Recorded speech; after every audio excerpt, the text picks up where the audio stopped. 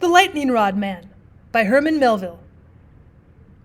What grand, irregular thunder, thought I, standing on my hearthstone among the Araucanian hills, as the scattered bolts boomed overhead and crashed down among the valleys, every bolt followed by zigzag iridations and swift slants of sharp rain, which audibly rang like a charge of spear points on my low-shingled roof.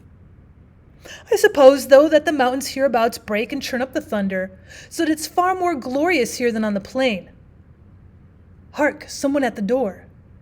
Who is this that chooses a time of thunder for making calls? And why don't he man-fashion use the knocker instead of making that doleful undertaker's clatter with his fist against the hollow panel? But let him in. Ah, here he comes. Good day, sir. An entire stranger. Pray, be seated. What is that strange-looking walking stick he carries? A fine thunderstorm, sir. Fine. Awful. You're wet. Stand here on the hearth before the fire. Not for worlds. The stranger still stood in the exact middle of the cottage where he had first planted himself. His singularity impelled a closer scrutiny. A lean, gloomy figure. Hair dark and lank and madly streaked over his brow. His sunken pitfalls of eyes were ringed by indigo halos and played with an innocuous sort of lightning, the gleam without the bolt. The whole man was dripping.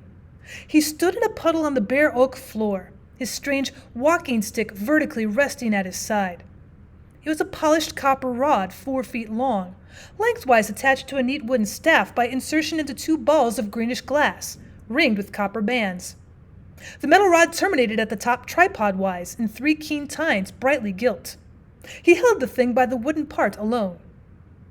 Well, sir, said I, bowing politely, have I the honor of a visit from that illustrious god Jupiter Tonans? So stood he in the Greek statue of old, grasping the lightning bolt.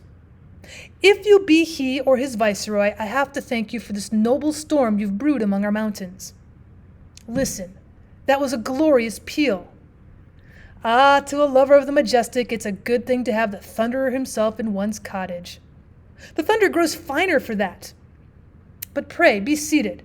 This old rush-bottomed armchair, I grant, is a poor substitute for your evergreen throne on Olympus, but condescend to be seated.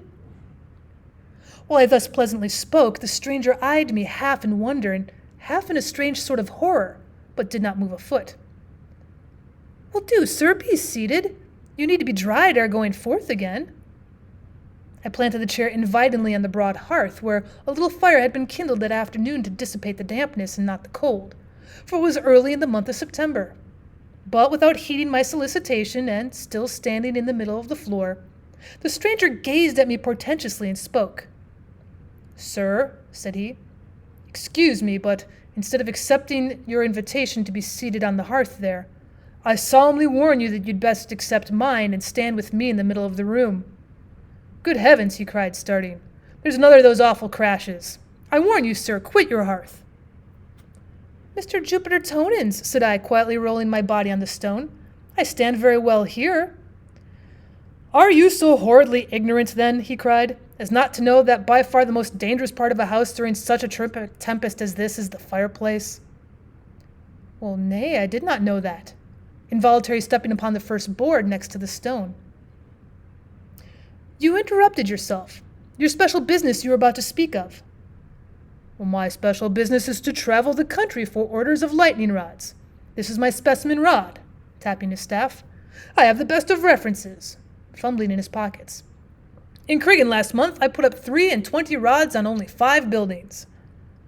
Let me see, was it not at Krigan last week, about midnight on Saturday, that the steeple, the big elm, and the assembly room cupola were struck? Now, are any of your rods there? Well, not on the tree and cupola, but the steeple. Well, what use is your rod, then? Of life and death use? But my workman was heedless. In fitting the rod at the top of the steeple, he allowed part of the metal to graze the tin sheeting, hence the accident. Not my fault, but his. Hark! Never mind. That clap burst quite loud enough to be heard without finger-pointing. Did you hear of the event at Montreal last year? A servant girl struck at her bedside with a rosary in her hand, the beads being metal. Does your beat extend into the Canadas? No. and I hear that their iron rods are only in use. They should have mine, which are copper. Iron is easily fused. Then they draw out the rod so slender that it's not body enough to conduct the full electric current. The metal melts and the building is destroyed. My copper rods never act so. Oh, those Canadians are fools. Some of them knob the rod at the top, which risks a deadly explosion, instead of imperceptibly carrying down the current into the earth, as this sort of rod does. Mine is the only true rod. Look at it, only $1 a foot. Well, this abuse of your own calling in another might make one distrustful with respect to yourself. Hark, the thunder becomes less muttering. It is nearing us and nearing the earth too. Hark, one crammed crash. All the vibrations made one by nearness. Another flash and hold. What do you, I said, seeing him now instantaneously relinquishing his staff, lean intently forward towards the window with his right fore and middle fingers on his left wrist. But ere the words had well escaped me, another exclamation escaped him. Crash. Only 3 pulses, less than a third of a mile off. Yonder, somewhere in that wood. I passed 3 stricken oaks there, ripped out new and glittering. The oak draws lightning more than other timber, having iron in solution in its sap. Now your floor here seems oak. A heart of oak. From the peculiar time of your call upon me, I suppose you purposely select stormy weather for your journeys. When the thunder is roaring, you deem it an hour peculiarly favorable for producing impressions favorable to your trade. Hark. Oh, it's awful. For one who would arm others with fearlessness, you seem unbeseemingly timorous yourself. Common men choose fair weather for their travels, and you choose thunderstorms. And yet, well, that I travel in thunderstorms I grant, but not without particular precautions, such as only a lightning rod man may know. Hark! Quick, look at my specimen rod. Only $1 a foot. Well, it's a very fine rod, I dare say. But what are these particular precautions of yours? Yet first, let me close yonder shutters. The slanting rain is beating through the sash. I will bar it up. Are you mad? Know you not that yon iron bar is a swift conductor? Desist. I will simply close the shutters then, and call my boy to bring me a wooden bar. Pray, touch the bell pull there. Are you frantic? That bell wire might blast you. Never touch bell wire in a thunderstorm, nor ring a bell of any sort. Nor those in belfries. Pray, will you tell me where and how one may be safe in a time like this? Is there any part of my house I may touch with hopes of my life? Well, there is, but not now where you stand. Come away from the wall. The current will sometimes run down a wall, and a man being a better conductor than a wall, it would leave the wall and run into him. Swoop, that must have been fallen very nigh. That must have been globular lightning. Oh, very probably. Tell me at once which is, in your opinion, the safest part of this house. Well, this room and this one spot and where I stand. Come hither. Well, the reasons first. Hark, after the flash, the gust, and the sashes shiver, and the house.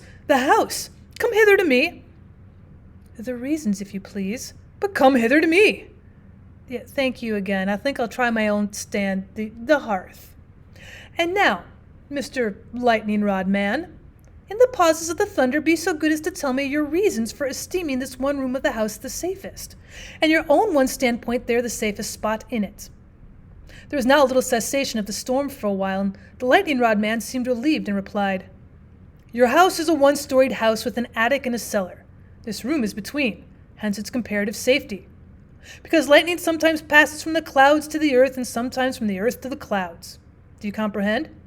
And I choose the middle of the room because if the lightning should strike the house at all, it would come down the chimney or walls. So obviously the further you are from them, the better. Come hither to me now. Oh, presently. Something you just said, instead of alarming me, has strangely inspired confidence. What have I said?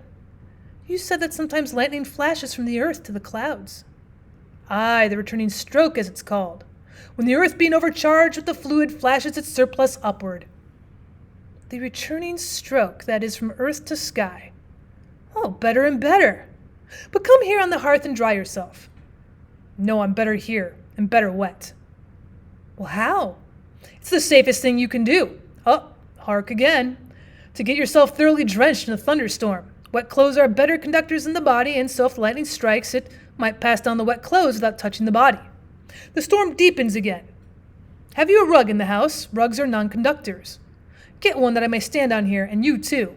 All the skies blacken, it's dusk at noon. Up, hark! Now the rug. I gave him one, while the hooded mountains seemed closing and tumbling into the cottage.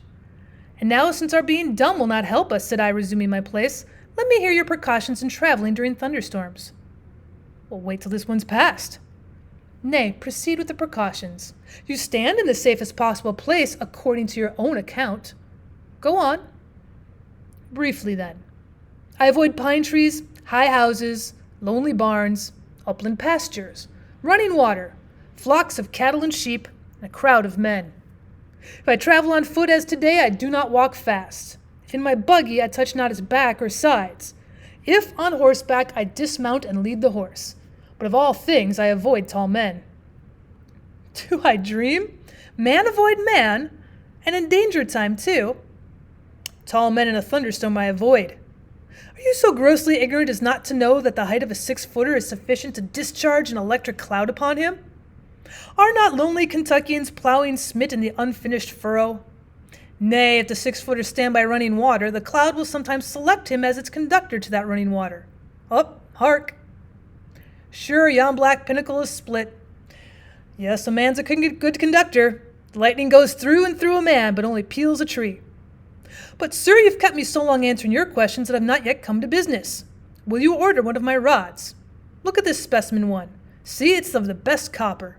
Now, copper is the best conductor. Your house is low, but being upon the mountains, that lowness does not one whit depress it.